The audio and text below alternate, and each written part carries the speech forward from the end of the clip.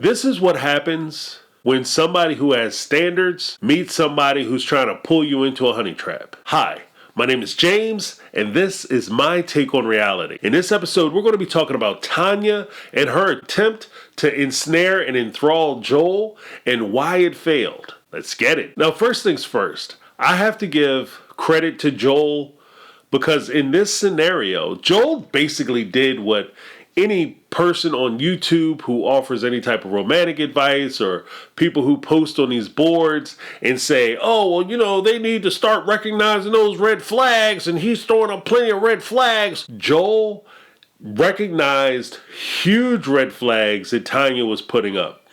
Now, the biggest part of this is that Joel has to have standards in order for the red flags to mean anything. That's one of the things that's always missing when people start talking about, don't understand why people are ignoring these red flags that they see. They're going into these relationships without setting standards for themselves and having any expectation and, more to the point, red lines on what they will and they will not accept. If you have a standard, then you want to be with people and you want to spend your time with people who are worthy of you spending time with them. People who are worthy of your time.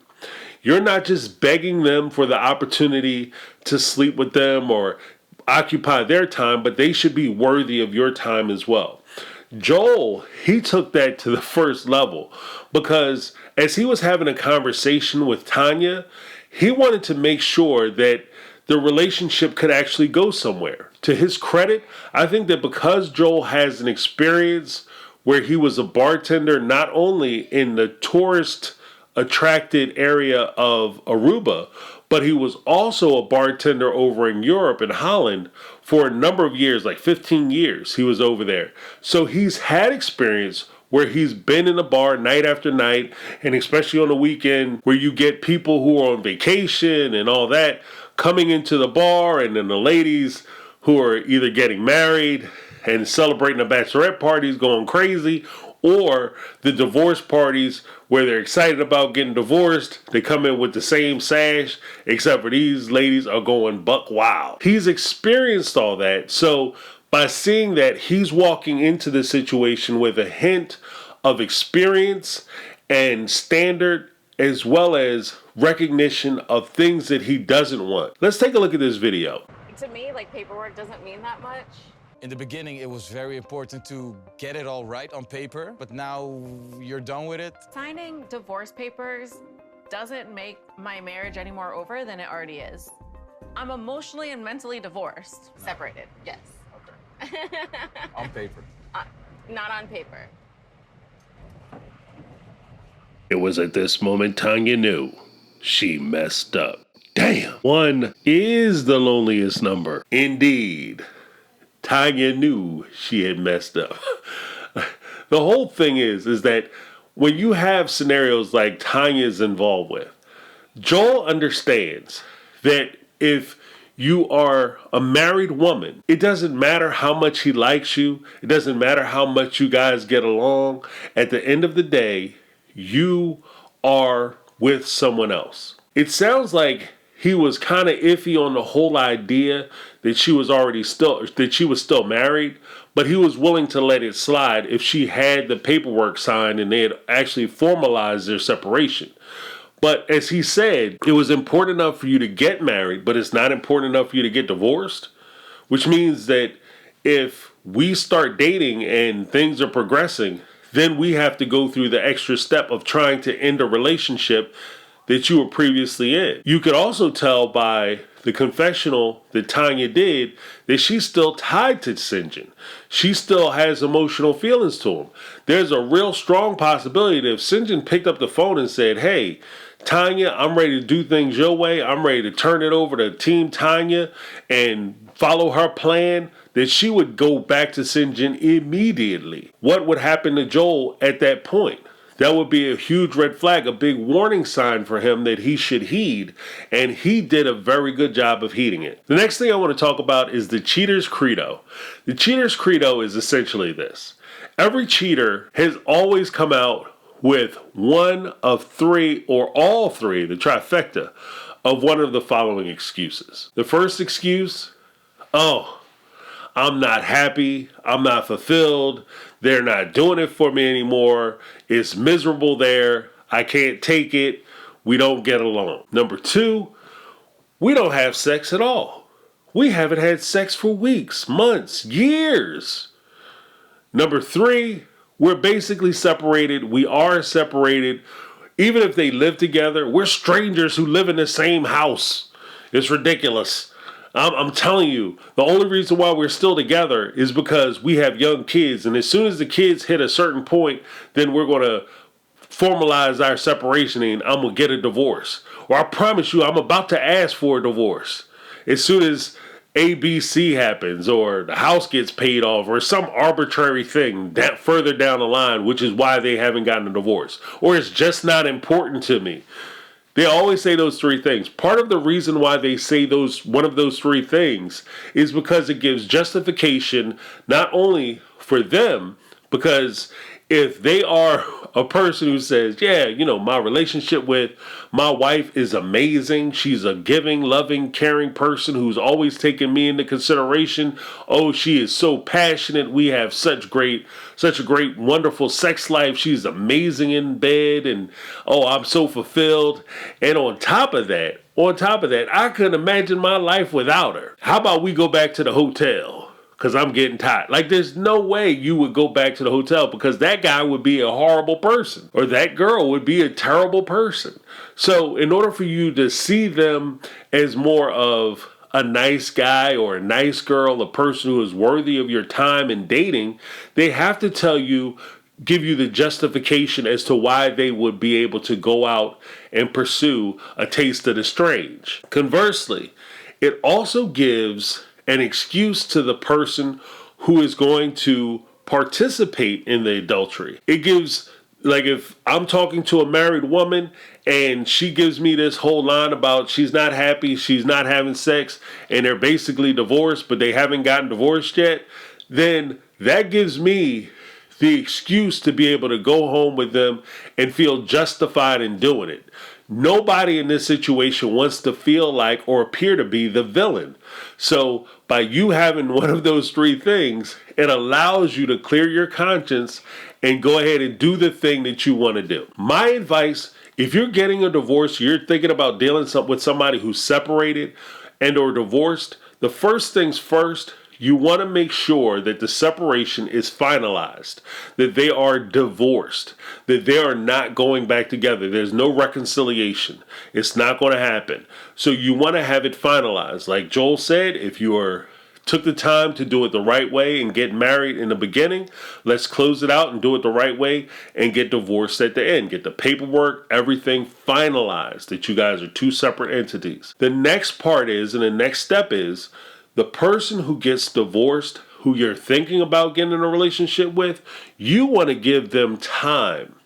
They need that time to mourn the loss of not only the person that they were married to in that relationship, but they have to mourn the loss of the person that they were going to be and that they were promised to be in 5, 10, 20, 30, 50 years. That person is no longer going to be in existence because that life is no longer going to happen. They have to take a step back. They have to heal themselves. They have to get over that loss, and they have to start to put themselves back together. They have to reconcile the issues that they had in their marriage.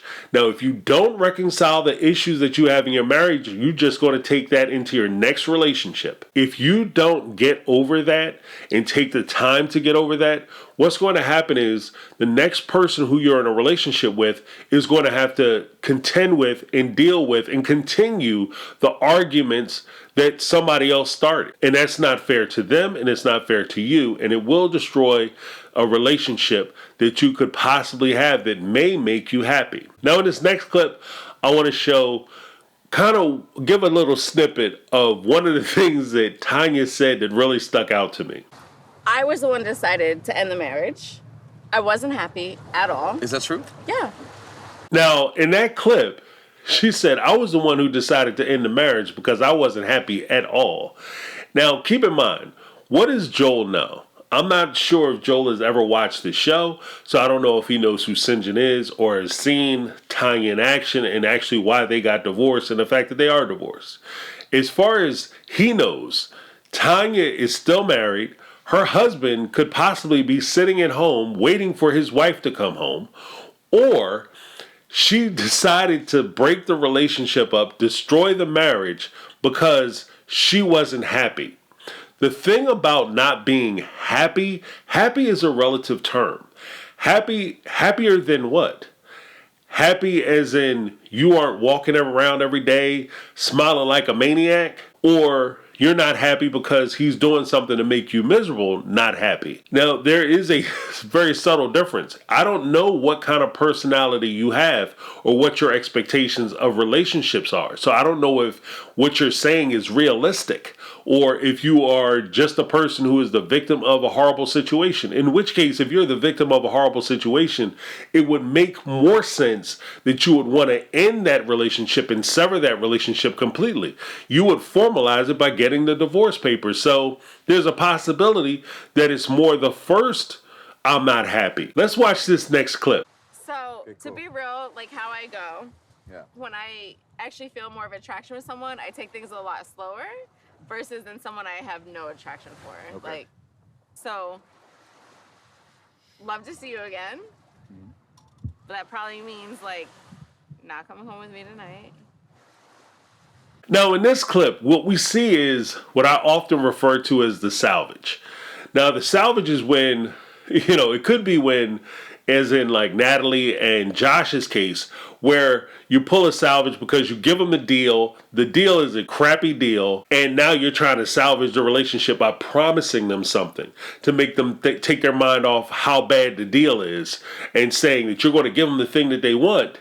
And that's why they should continue on with the relationship or continue on with the possibility that you might give them what they want. In this particular case, the salvage works in the same sort of vein, but a little bit different. Tanya recognizes that the relationship, or at least this date, is going horribly. And she has to do something to try to save the date. So what she does is she promises him sex. And she holds it out as though it's a prize, as though this is something that he's been waiting for and something that he wants. So the way she says it is basically, oh, if I didn't really like you, or if I don't really like a guy, then I would just sleep with him. But because I like you, I want to make you wait. What kind of deal is that? What are those? Like, what are you talking about? That's not a deal. That's terrible. Oh, normally I would just go home with anybody, but because I like you, I'm going to make you wait to have sex with me because I think that there could be something more. If there wasn't anything between us, then I would definitely go home with you tonight. What? Thank you, but no thank you. I'm good. And that's basically what Joel's look on his face was basically no, I'm good. Or more to the point, it's more surprised. I think he's actually surprised that she thought he wanted to go home with her. And she's assuming that he wants to go back to her place. And you know what I mean? Kind of the nerve. You think I just want to go home with you? After what I found out, you're still married. Why would I want to go home with a married woman? Why would I want to lower myself by sleeping with somebody who's still married? If he has standards and he maintains his standards, why would he want to violate those standards? Why would he want to disrespect himself by going home with somebody who's married? He's saying that he wants to be the primary focus of the person he's going to spend time with. Why would I want to get myself involved, pull my heart, my soul into a person, and that person could walk away from me at any moment? Set goals for yourself. Know what you want in a relationship. Have standards. When you have standards, create red lines. Things that don't meet that standard or don't lend themselves to that standard. And if it doesn't meet that standard and it doesn't make sense for you to spend time with that person, then it's time to get rid of that person. My name is James. This has been my take on reality, and I'm out. 'Cause I've been living life